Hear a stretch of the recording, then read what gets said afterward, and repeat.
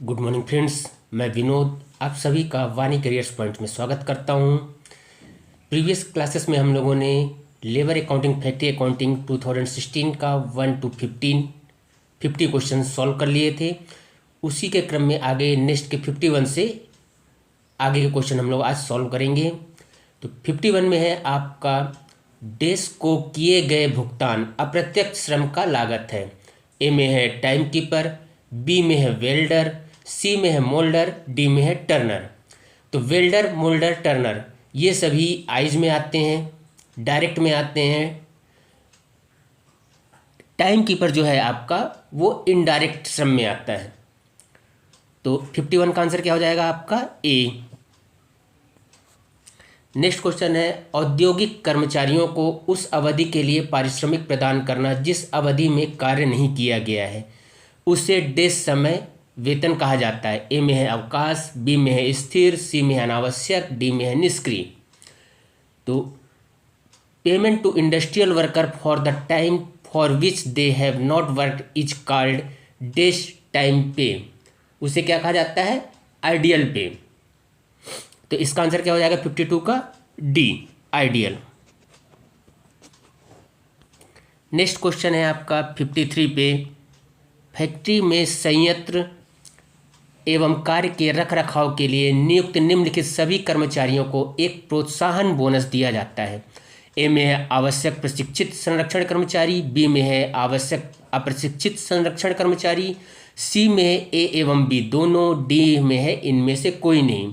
तो जो essential skilled maintenance worker रहते हैं, आवश्यक प्रशिक्षित संरक्षण कर्मचारी, उन्हें रख रखाव के लिए कर्मचारियों को प्रोत्साहन बोनस दिया जाता है। तो 53 का आंसर क्या हो जाएगा आपका? ए।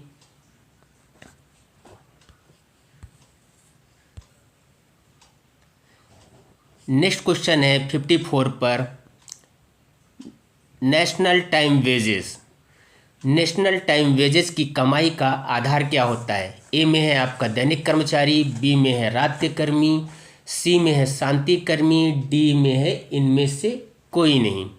तो नेशनल टाइम वेजेस की कमाई का आधार ना तो डे वर्कर होते हैं, ना नाइट वर्कर, ना पीस वर्कर, ठीक ना। और ये क्वेश्चन कैंसिल हो गया था। 55 का नेक्स्ट क्वेश्चन देखते हैं। 55 पे, किसी कर्मचारी के लापरवाही द्वारा हुए नुकसान के लिए ओवर टाइम का भुगतान संबंधित डेज से अदा किया जाता है। ए में है कर्मचारी, बी में है विभाग, सी में है ओवरहेड, डी में है ये सभी। तो over time premium paid due to negligency of a worker is charge to the concern worker. 55 का आंसर क्या हो जाएगा आपका? ए, वर्कर के द्वारा हुए नुकसान का भरपाई किया जाता है। नेक्स्ट क्वेश्चन है 56 पे, खंड कार्य का मुनाफा।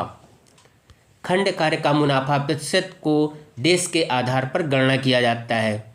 Piece work profit percentage is worked out of on the basis of. A में है input hours upon out hours -1 into 100, B में है आपका output hours upon input hours -2 into 100, C में है input hours upon out hours -2 into 100, D में है output hours upon input hours -1 into 100। तो पीस वर्कर प्रॉफिट कैसे निकाला जाता है? Percentage D, output hours upon input hours -1 into 100। 56 का आंसर क्या हो जाएगा आपका? डी। नेक्स्ट क्वेश्चन है, कई अंशकर्मी मिलकर एक डेस्क बनाते हैं। ए में है खंड कार्य संघ, बी में है खंड कार्य समूह, सी में है खंड कार्य असेंबली, डी में है इनमें से कोई नहीं। A number of piece worker constitutes A piece work gang, B piece work cluster, C piece work assembly, D none of these. तो पीस वर्क कंबाइंड मिल के क्या बनाते हैं? Gang piece worker. तो 57 का आंसर क्या हो जाएगा आपका? Piece work gang.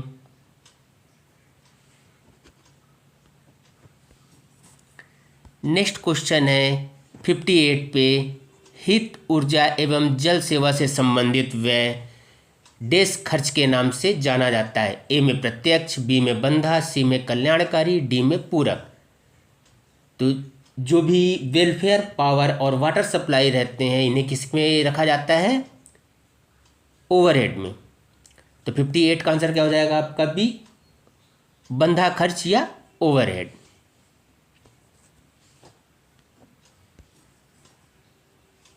Next question है 59 पर,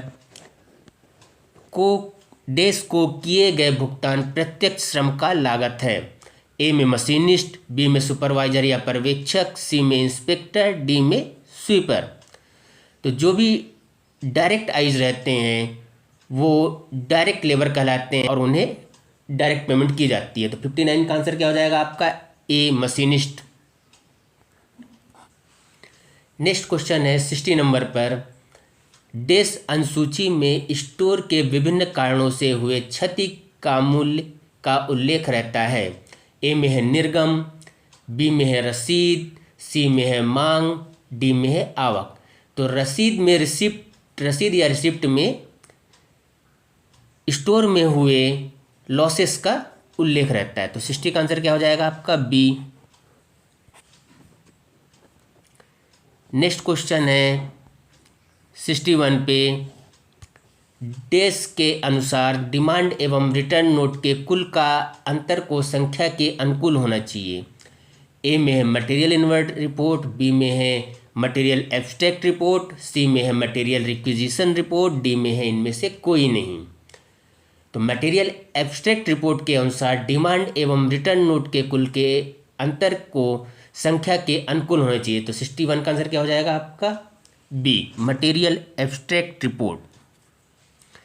नेक्स्ट क्वेश्चन है 62 पे, प्राप्ति वाउचर, निर्गम वाउचर, डिमांड नोट प्रलेखों के उदाहरण हैं। ए में है प्राथमिक, बी में है द्वितीयक, सी में है तृतीय, डी में है मिश्रण। तो receipt voucher, issue voucher, demand notes ये सब क्या कहलाते हैं? प्राइमरी डॉक्यूमेंट्स कहलाते हैं। तो 62 का आंसर क्या हो जाएगा आपका? ए प्राइमरी। नेक्स्ट क्वेश्चन है 63 पर, असामान्य कारणों के लिए ओवरटाइम का भुगतान डेस पर आरोपित किया जाता है। ए में है वित्तीय प्रॉफिट एवं लॉस अकाउंट या लाभ हानि लेखा, बी में है कॉस्टिंग या लागत प्रॉफिट एंड लॉस अकाउंट या लाभ हानि लेखा, सी में है बैलेंस शीट, डी में है ये सभी। Overtime premium due to abnormal cases is charge to finals P and L account, B में है costing P and L account, C में है बैलेंस शीट, डी में है ऑल ऑफ दीज। तो इसका आंसर क्या हो जाएगा? बी कॉस्टिंग या लागत प्रॉफिट एंड लॉस अकाउंट या लाभ हानि। नेक्स्ट क्वेश्चन है, एक मूल्य निर्धारित खाता डेस के आधार पर स्वतंत्र रूप से बनाया जाता है।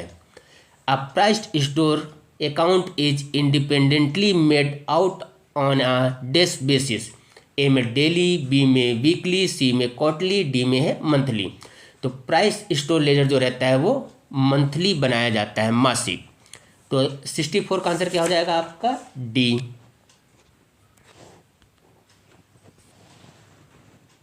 नेक्स्ट क्वेश्चन है 65 पर, स्टोर लेजर डेस के द्वारा प्रविष्ट किया जाता है। ए में है योजना आयोग, बी में है एडीपी शाखा, सी में है एलडब्ल्यू खंड, डी में है लेखा विभाग। The store ledger is posted by A planning department, B EDP section, C में एलडब्ल्यू विंग्स, डी में है अकाउंट डिपार्टमेंट। तो स्टोर लेजर प्लानिंग डिपार्टमेंट के द्वारा प्रविष्ट किया जाता है। तो 65 का आंसर क्या हो जाएगा आपका? ए प्लानिंग डिपार्टमेंट। नेक्स्ट क्वेश्चन है 66 पे, स्टोर लेजर डेस के द्वारा प्रविष्ट किया जाता है। ए में है डेली, बी में है साप्ताहिक, सी में है त्रैमासिक, डी में है मासिक। The store ledger is posted on a days basis. A daily, B weekly, C quarterly, D monthly. तो स्टोर लेजर रहता है जो वो डेली बेसिस पे पोस्टेड किया जाता है। 66 का आंसर क्या हो जाएगा आपका? ए। नेक्स्ट क्वेश्चन है 67 पर, निम्नलिखित में से कौन ओवरहेड लागत है? ए फैक्ट्री का खर्चा, बी विक्रय खर्चा, सी वितरण खर्चा, डी में ये सभी। The following is the overhead cost. A factory expenses, B selling expenses, C में है डिस्ट्रीब्यूशन एक्सपेंसेस, डी में है ऑल ऑफ दीज।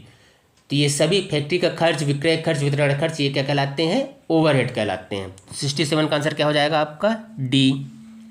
नेक्स्ट है 68 पे, स्टोर के लिए डैश जोड़े लेखा रिकॉर्ड पोषित किया जाता है। ए में है 1, बी में है 2, सी में है 3, डी में है 4। Dash sets of accounting records is are maintained for stores. A में 1, बी में 2, सी में 3, डी में 4। तो स्टोर के लिए 2 सेट्स रिकॉर्ड्स मेंटेन करने के लिए बनाए जाते हैं। तो 68 का आंसर क्या हो जाएगा आपका? बी। नेक्स्ट क्वेश्चन है 69 पे, प्रत्येक वस्तु को दिया गया वस्तु कोड नंबर डैश में प्रविष्ट किया जाता है। ए में है मूल स्टोर लेजर, बी में है बिन कार्ड, सी में है MI स्लिप, डी में है ये सभी। The material code number allotted to each item is entered in the A price store ledger, B bin card, C में है MI स्लिप, डी में है ऑल ऑफ दीज। तो मटेरियल कोड नंबर सभी में अलॉट किया जाता है, अलॉट करके इंटर किया जाता है। तो इसका आंसर क्या हो जाएगा 69 का? D, all of these. Next question है 70 नंबर पर, स्टोर के प्रत्येक वस्तु का दिया गया वस्तु कोड नंबर साधारणतः डैश में सूचित किया जाता है। ए में है लेजर फोलियो, बी में है लेजर पन्ना, सी में है लेन देन का ब्यौरा, डी में है इनमें से कोई नहीं। तो स्टोर के प्रत्येक वस्तु का दिया गया वस्तु कोड नंबर लेजर फोलियो में सूचित किया रहता है। लेजर फोलियो कितने डिजिट का रहता है आपका? 10 डिजिट का। उसे 4 पार्ट्स में डिवाइड किया जाता है, मेजर, माइनर, शेप और साइज में। मेजर में जो मटेरियल रहता है उसका ग्रेड दिया जाता है, माइनर में कंपोजिशन ऑफ मटेरियल दिया जाता है। तो 70 का आंसर क्या हो जाएगा आपका? ए। नेक्स्ट क्वेश्चन है 71 पर, ओवर टाइम को बढ़ा देता है। ए प्लांट एवं मशीनरी का डिप्रेशन या मूल्यन, बी में है उत्पादकता, सी में है संस्था की कार्यकुशलता, डी में है इनमें से कोई नहीं। Over time increases A depreciation of P&M, B productivity, C है इफिशियंसी ऑफ ऑर्गेनाइजेशन और डी है नन ऑफ दी। तो इसका आंसर क्या होगा? इनमें से कोई नहीं। Over time increases none of these. Next question है 72 पर, साधारणतया उत्पादन के दौरान उत्पन्न होने वाली स्क्रैप को स्टोर लेजर में डैश के रूप में लिया जाता है। ए में है व्यय, बी में है हासिल मूल्य, सी में है प्राप्ति रसीद, डी में है इनमें से कोई नहीं। Normally, scrap arising in production are accounted as dash in the store ledgers. A expenses, B में है depreciated expenses, C में है receipt, D में है none of these. तो 72 का आंसर क्या होगा? रिसिप्ट। स्क्रैप को रिसिप्ट के रूप में स्टोर लेजर में प्रविष्ट किया जाता है। नेक्स्ट क्वेश्चन है 73 पर, अगर प्राप्ति वाउचर का मूल्य निर्धारण के समय वास्तविक मूल्य उपलब्ध नहीं हो तो वाउचर का मूल्य निर्धारण डैश पर किया जाता है। ए में है आपका काल्पनिक दर, बी में है तात्कालिक दर, सी में है वास्तविक दर, डी में है ये सभी वैध हैं।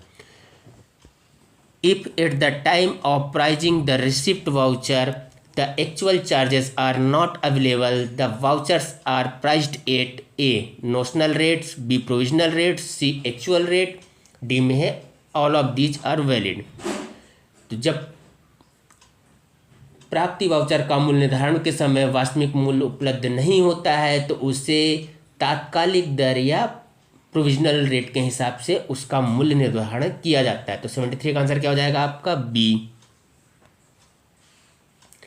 नेक्स्ट है संगठक पैकिंग बक्से जो फैक्ट्री में तैयार कर स्टॉक में स्थानांतरित किया जाता है एवं स्टोर लेजर में प्राप्त के रूप में लिखा जाता है, उनका मूल्य डैश पर निर्धारित किया जाता है। ए उत्पादन के वास्तविक मूल्य पर, बी में है उत्पादन के वास्तविक मूल्य एवं अनुपातिक ओवरहेड प्रभार पर, सी में है बिक्री का वास्तविक मूल्य, डी में है इनमें से कोई नहीं। 74 का आंसर क्या हो जाएगा? उत्पादन के वास्तविक मूल्य पर उनका मूल्य निर्धारण किया जाता है।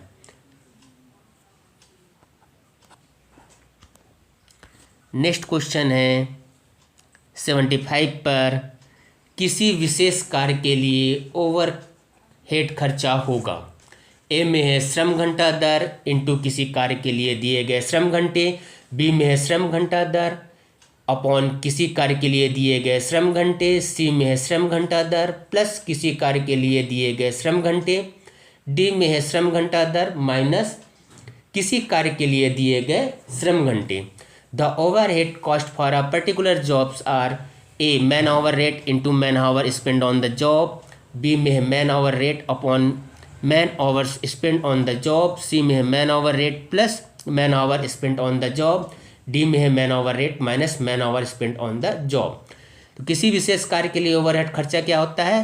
श्रम घंटा दर इंटू किसी कार्य के लिए दिए गए श्रम घंटे। 75 का आंसर क्या हो जाएगा आपका? ए। नेक्स्ट क्वेश्चन है 76 पर, डेस वेतन सहित या वेतन रहित छुट्टी की मंजूरी सूचित करती है। ए है लीव पास, बी में है लीव मेमो, सी में है लीव ऑर्डर, डी में है इनमें से कोई नहीं। This notifies grant of leave with और without pay. A leave pass, B leave memo, C leave order, D none of these. तो लीव के लिए, लीव ग्रांट करने के लिए विथ और विदाउट पे के लिए क्या यूज किया जाता है? लीव ऑर्डर पास किया जाता है। तो 76 का आंसर क्या हो जाएगा आपका? सी, लीव ऑर्डर। नेक्स्ट क्वेश्चन है 77 पर, जब श्रमिकों को ओवर टाइम पर नियुक्त किया जाता है, प्राधिकृत अधिकारी द्वारा हस्ताक्षर किया गया डैश दिया जाता है। ए में है ओवर टाइम पास, बी में है ओवर टाइम मेमो, सी में है लघु मेमो, डी में है लघु पास। तो जब श्रमिकों को ओवर टाइम पर नियुक्त किया जाता है तो उन्हें ओवर टाइम मेमो प्रदान किया जाता है। तो 77 का आंसर क्या हो जाएगा आपका? बी। नेक्स्ट क्वेश्चन है 78 पर, जब किसी श्रमिक को अल्पकालीन छुट्टी दिया जाता है, डेज की भी अनुमति दी जाती है। ए लघु मेमो, बी लीव पास, सी में है लीव मेमो, डी में है इनमें से कोई नहीं। When a worker is granted short leave, days is allowed. A short memo, B leave pass, C leave memo, D none of these. तो जब शॉर्ट लीव दिया जाता है तो लीव पास ग्रांट किया जाता है या अलाउ किया जाता है। तो 78 का आंसर क्या हो जाएगा? बी, लीव पास। नेक्स्ट क्वेश्चन है 79 पर, किसी भी आयुध निर्माणी में साधारणतः देर से आने वाले को 10 मिनट तक दाखिल होने की अनुमति दी जाती है।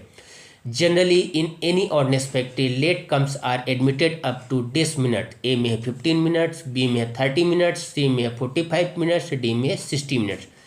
तो आयुध निर्माणी में 60 मिनट तक लेट आने पर उन्हें लेट काउंट किया जाता है, उसके ऊपर उन्हें एंट्री नहीं दी जाती है। तो 79 का आंसर क्या हो जाएगा आपका? D, 16 minutes. नेक्स्ट क्वेश्चन है 80 पर, लेबर टर्नओवर के कारण होता है। ए में है निम्न मजदूरी, बी में है अनुप्रयुक्त कार्य परिस्थिति, सी में है लेबर टर्नओवर के कारण होता है। ए निम्न मजदूरी, बी अनुप्रयुक्त कार्य परिस्थिति, सी में है अयथार्थ चयन, डी में है ये सभी। Labour turnover is केस्ड by all of these. निम्न मजदूरी, अनुप्रयुक्त कार्य परिस्थिति, अयथार्थ चयन, ये सभी होते हैं। तो 80 का आंसर क्या हो जाएगा आपका? डी, ये सभी। नेक्स्ट क्वेश्चन है 81 पर, ओवरहेड व्यय का अंश है। ए प्रत्यक्ष मजदूरी प्रभार, बी में अप्रत्यक्ष मजदूरी प्रभार, सी में ए एवं बी दोनों, और डी में है none of these.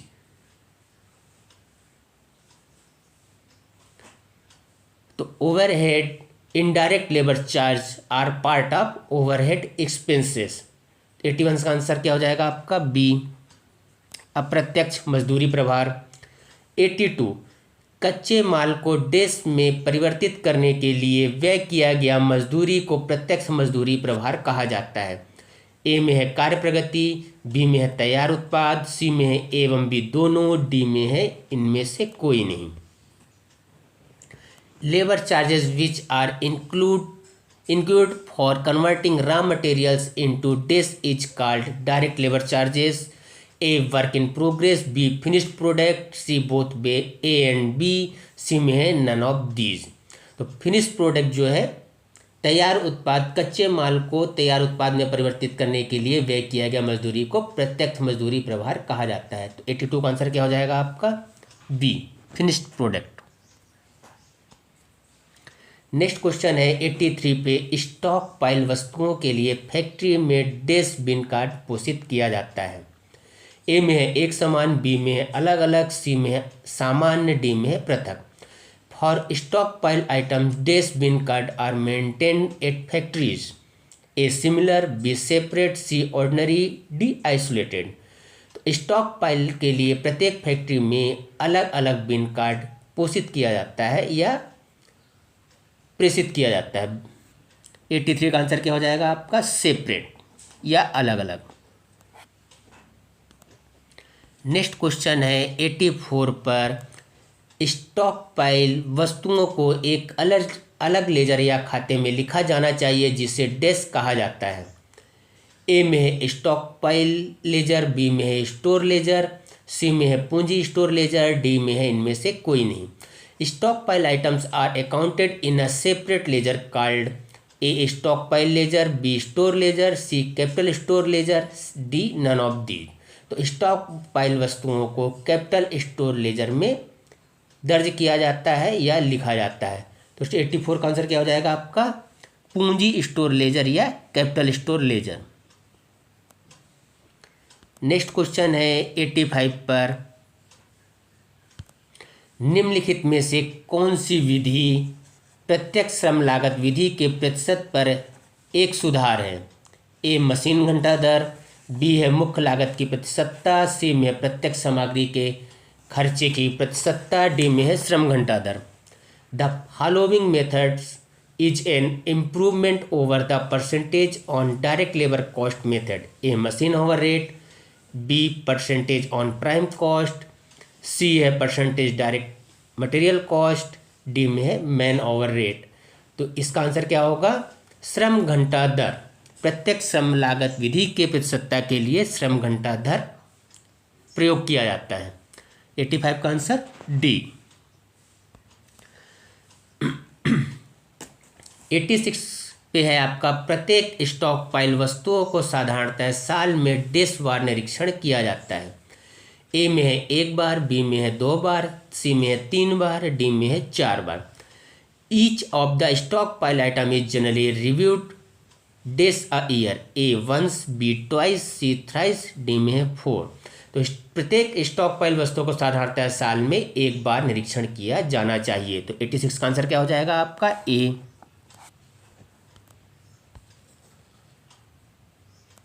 Next question है 87 पर, साधारणतया व्यवहार रख रखाव एवं मरम्मती कार्यों के लिए लिए गए वस्तुओं को डैश वस्तुओं के रूप में व्यवहार किया जाता है। ए प्रत्यक्ष, बी अप्रत्यक्ष, सी तीसरी, डी है इनमें से कोई नहीं। तो साधारणतः रख रखाव एवं मरम्मती कार्यों के लिए इनडायरेक्ट या अप्रत्यक्ष वस्तुओं के रूप में उसे व्यवहार किया जाता है। 87 का आंसर बी। नेक्स्ट क्वेश्चन है 88 पे, तैयार वस्तुओं के अंश बनाने वाले द्रव्यों को डैश द्रव्य के रूप में परिभाषित किया जाता है। ए प्रत्यक्ष, बी अप्रत्यक्ष, सी तीसरी, डी इनमें से कोई नहीं। Material which forms part of the finished product is defined as dash material. A direct, B indirect, C territory, D none of these. तो तैयार वस्तु के अंश बनाने वाले द्रव्य को, वस्तुओं को अप्रत्यक्ष रूप में रखा जाता है, प्रत्यक्ष रूप में रखा जाता है, डायरेक्ट में। Material which forms part of the finish product is defined as direct material. 88 का आंसर क्या हो जाएगा आपका ए। नेक्स्ट क्वेश्चन है 89 पर, डैश की रीति से अमूर्त श्रम तैयार किया जाता है। A sector, B section, C खंड, डी टुकड़ों। A labour extract is prepared. A sector, B section, C piece, D fragment. तो सेक्शन की रीत से अमूर्त श्रम तैयार किया जाता है। A labour extract is prepared section wise. 89 का आंसर क्या हो जाएगा आपका बी। नेक्स्ट क्वेश्चन है 90 नंबर पर, कल्याणकारी सेवा की कीमत डैश है। ए निवारक लागत, बी प्रतिस्थापन लागत, सी में है ए एवं बी दोनों, डी में है इनमें से कोई नहीं। Cost of welfare service is preventive cost, B replacement cost, C both A and B, D none of these. तो कॉस्ट ऑफ वेलफेयर सर्विस क्या कहलाता है? प्रिवेंटिव कॉस्ट या निवारक लागत। 90 का आंसर क्या हो जाएगा आपका ए।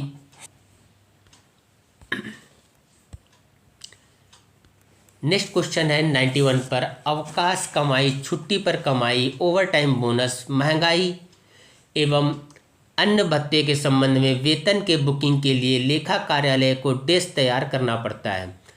ए दैनिक कार्य कार्ड, बी निर्धारण पत्र, सी में है लेबर पंचिंग मीडिया, डी में है ये सभी। For booking payment pertaining to leave pay, holiday pay, overtime bonus, DNS and other allowance the account office prepared allocation sheet या लेबर पंचिंग मीडिया। 91 का आंसर क्या हो जाएगा? C labour punching media. Next question है 92 पर, साधारणतया दैनिक कार्यखंड प्रत्येक देश के लिए तैयार किया जाता है। ए में है सप्ताह, बी में है पक्ष, सी में है महीने, डी में है 3 महीने। Normally day work cards are generated for each, A week, B fortnight, C month, D quarter. तो day work card normally weekly बनाए जाते हैं। तो 92 का आंसर क्या हो जाएगा आपका? A week. नेक्स्ट क्वेश्चन है 93 पर, अमूर्त वस्तु देश के द्वारा बनाया जाता है। ए योजना विभाग, बी में है ईडीपी शाखा, सी में है एलडब्ल्यू खंड, डी में है लेखा विभाग। Material abstract is prepared by A planning department, B EDP section, C में है एलडब्ल्यू विंग्स, डी में है अकाउंट डिपार्टमेंट। तो मटेरियल एब्स्ट्रैक्ट कौन तैयार करता है? अकाउंट डिपार्टमेंट तैयार करता है। तो 93 का आंसर क्या हो जाएगा? डी लेखा विभाग या अकाउंट डिपार्टमेंट। नेक्स्ट क्वेश्चन है 94 पर, डिमांड नोट एवं रिटर्न नोट का मूल्य लेन देन के दिन प्रचलित डेश लेजर दर के अनुसार निर्धारण किया जाता है। ए में है औसत, बी में है वर्गमूल, सी में है वर्ग, डी में है घनमूल। तो demand and return note are price at the average ledger rate prevailing as on the date of transaction. 94 का आंसर क्या हो जाएगा? ए औसत या एवरेज। नेक्स्ट क्वेश्चन है 95 पर, मुख्य खर्चा। ए प्रत्यक्ष श्रम की लागत प्लस अप्रत्यक्ष श्रम की लागत, ए प्रत्यक्ष श्रम की लागत प्लस प्रत्यक्ष सामग्री की लागत प्लस प्रत्यक्ष खर्चा। बी में है अप्रत्यक्ष श्रम की लागत प्लस अप्रत्यक्ष सामग्री की लागत प्लस प्रत्यक्ष खर्चा। सी में है प्रत्यक्ष श्रम की लागत प्लस प्रत्यक्ष सामग्री की लागत प्लस अप्रत्यक्ष खर्चा। Prime cost, A cost of direct labour plus cost of direct material plus direct expenses. B में है आपका cost of indirect labour plus cost of indirect material plus direct expenses. C में है cost of direct labour plus cost of direct material plus indirect expenses. D है cost of indirect labour plus cost of direct material plus indirect expenses. तो prime cost मुख्य खर्चा क्या होता है? जिसमें सभी चीज़ें डायरेक्ट में रहती हैं। तो इसका आंसर क्या होगा? A cost of direct labour plus cost of direct material plus direct expenses, या प्रत्यक्ष श्रम की लागत प्लस प्रत्यक्ष श्रम की लागत, सामग्री की लागत प्लस प्रत्यक्ष खर्चा। 95 का आंसर क्या हो जाएगा? ए। नेक्स्ट क्वेश्चन है 96 पर, टूल रूम में स्थापित किए गए मशीनों में निर्धारित 10% अवमूल्यन की दर निर्धारित की जाती है। Machines installed in tool rooms have an assessed 10% rate of depreciation. A में है 2.5, बी में है 5, सी में है 7.5, डी में है 10। तो टूल रूम में स्थापित किए गए मशीनों में निर्धारण 5% अवमूल्यन की दर निर्धारित की जाती है। तो 96 का आंसर क्या हो जाएगा आपका? बी 5। 97 वह मशीनें जो स्थापित होने के इंतजार में हैं उनमें निर्धारित 10% अवमूल्यन दर रखने की आशा की जाती है। Machines which are awaiting installation have an assessed 10% rate of depreciation. A में है 0, बी में है 0.01, सी में है 0.5, डी में है 1.2। तो जो मशीनें स्थापित होने के इंतजार में हैं, अभी स्थापित नहीं हुई हैं, तो उनमें डिप्रिसिएशन दर 0 रहेगी। 97 का आंसर क्या हो जाएगा आपका? ए। नेक्स्ट क्वेश्चन है 98 पर, उच्च गति संपन्न सिलाई मशीन में निर्धारित 10% अवमूल्यन दर रहती है। High speed swing machines have an assessed 10% rate of depreciation. A में है 2.5, बी में है 5, सी में है 7.5, डी में है 10। तो उच्च गति संपन्न सिलाई मशीनों में 10% डिप्रिसिएशन या अवमूल्यन दर रहती है। 98 का आंसर क्या हो जाएगा आपका? डी। नेक्स्ट क्वेश्चन है 99 पर, डीजल मोटर गाड़ी में निर्धारित 10% अवमूल्यन दर रहती है। Diesel motor vehicles trucks have an assessed 10% rate of depreciation. A में है 20, बी में है 15, सी में है 12, डी में है 10।